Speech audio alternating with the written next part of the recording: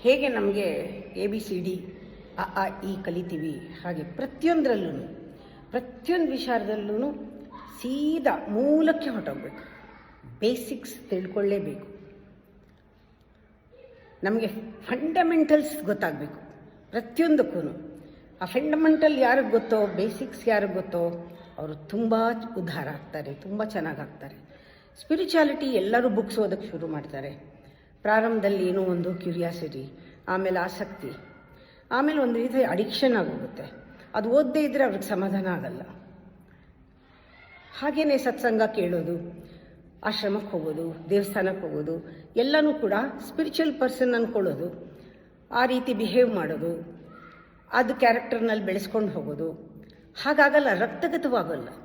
ಯಾವುದು ನಮ್ಮದಾಗಬೇಕಾದ್ರೆ, ಸ್ವಂತ ಆಗಬೇಕಾದ್ರೆ, ರಕ್ತಗತವಾಗಬೇಕಾದ್ರೆ ಬೇಸಿಕ್ಸ್, ಫಂಡಮೆಂಟಲ್ಸ್ಗೆ ಹೋಗಬೇಕು. ಸ್ಪಿರಿಚುಯಾಲಿಟಿ ಫೌಂಡೇಶನ್, ಸ್ಪಿರಿಚುಯಾಲಿಟಿಯ ಫಂಡಮೆಂಟಲ್ ಬೇಸಿಕ್ ಎಲ್ಲಿ ಸಿಗುತ್ತೆ? Meditation. Without meditation spirituality is useless.